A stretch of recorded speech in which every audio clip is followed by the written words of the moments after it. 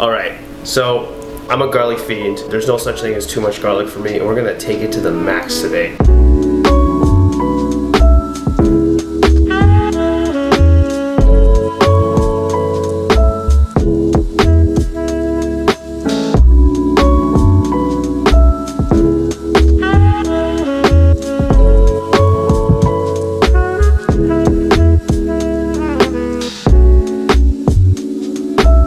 Doing garlic noodles. I've eaten this 2 days ago and I'm already craving it again today, so that just goes to show how good it is. Have you ever had like butter noodles? Everybody likes butter noodles, right? Yes. So think of this as butter noodles upgraded with a metric ton of garlic. We're gonna use this whole thing today. And a bunch of umami bombs, and it's just going to my mouth. My mouth is watering. I think we should just get this started. So the first thing we're going to do is start boiling the water for the pasta. As you can see, I'm using a saute pan instead of a pot. Less water means more starch in the pasta water, which is what we want for this type of dish because we do want to make the pasta a little creamy. We're lightly salting it. We're already introducing a lot of salty elements, so we don't need to oversalt the water here. So just a little bit. Now we're going to use this entire bulb of garlic. It's a lot of garlic, but hence the name garlic noodles. So we're looking for around 10 to 12 cloves here. Just gonna give it a little crush. Honestly, the hardest part of this dish is prepping the garlic. Separate all the individual cloves of garlic. The key here is to use fresh garlic. Do not use pre-minced garlic. If you're going to make this, I highly suggest just going through and doing this yourself. It's kind of a pain in the butt, but worth it. Now that I have all the cloves separated, we look at the bottom of the garlic clove. It's got this little nub. You don't eat that, so we cut that piece off. And then we just remove it. So we're gonna do that for every single clove here. Garlic noodles is a fusion dish, but it was created by Vietnamese immigrants when they first immigrated over to San Francisco. Now, I just smash it really hard here. The skin should actually come off pretty nicely and leave you with all the garlic intact like that. Isn't that pretty cool? Not going to be using cheese today because we are doing a plant-based version, but I will show you a little trick at the end if you do want to get some of that cheesy flavor. We're basically going to be pureeing the garlic. You can either do it on a cutting board with a knife, but my preferred method is just using a mortar and pestle.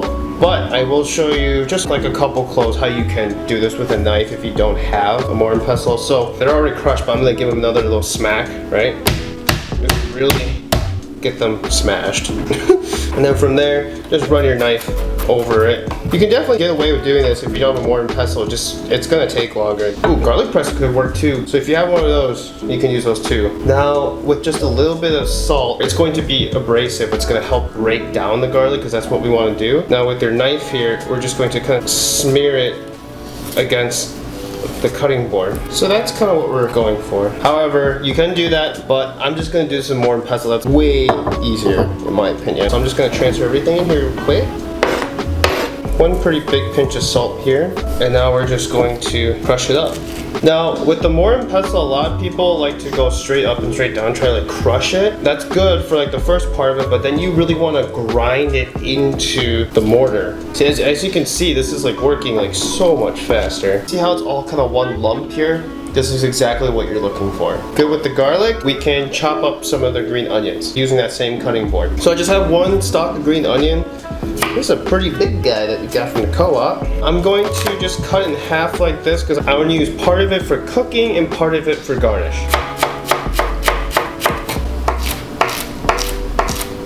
For these guys, I'll cut at a little bit of an angle.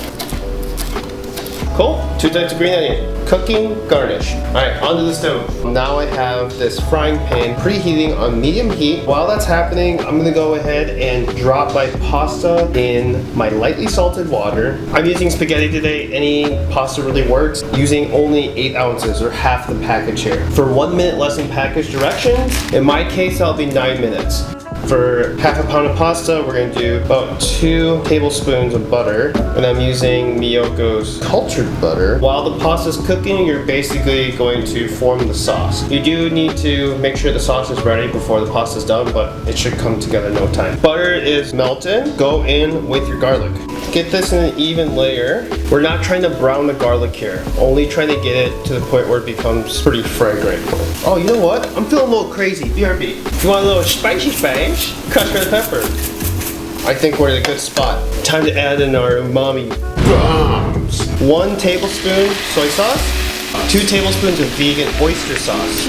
She real thick. If you can't find vegan oyster sauce, you can use vegan Worcestershire sauce. So just combine everything here. How good does that smell right now? It smells so good. Oh yeah. This is pretty much our sauce, and this is ready to go. All we're gonna be waiting for is the pasta. I'm just going to add a little pasta water to kind of help the cooking. Pasta is done, and we're just gonna bring it over and transfer it directly into the pan. Whatever pasta water comes along with it, cool. Because we do need to finish cooking the remaining minute of the pasta in this sauce. So now we're just gonna add some pasta water in here. It's looking a little dry.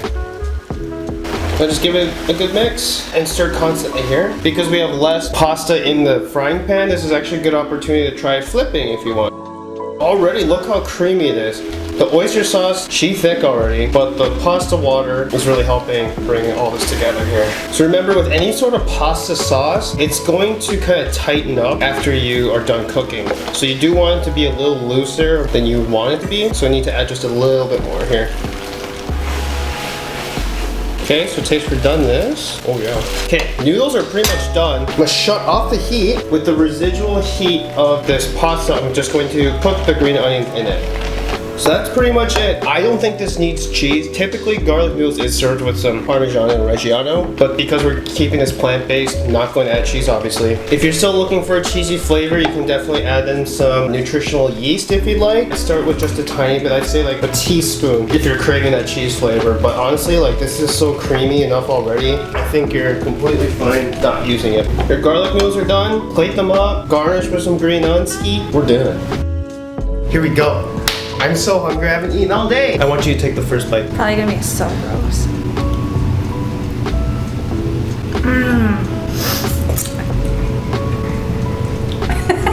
It's so good. It's so savory, and obviously it tastes like garlic, but my God, I love this. I don't know if it's a dish you want to eat if you want to make up with someone afterwards. You know what'd be really good with this? Some chili oil. Oh, in the previous episode. It's very creamy, very savory with the garlic and onion. Very good.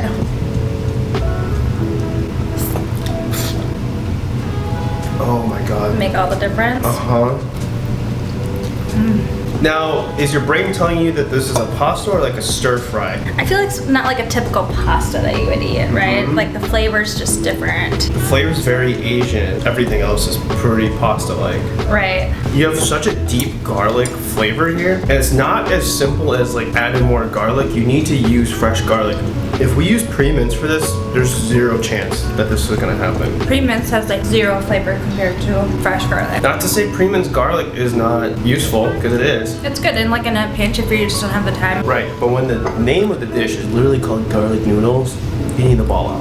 And I like putting in the green onion towards the end because it kind of adds a little bit more freshness to the dish. Otherwise, I think it'd be missing something. Yeah. Really simple dish. You probably have all of these in your pantry. Oyster sauce might be a little tough to get, but We found it on Amazon. we'll put that in the description, so. Down below. Thanks so much for watching. Please let me know what you want to see next. Please like, comment, and subscribe. Thank you. And I'll see you next time. Bye. Bye. Oh my God, you weren't recording.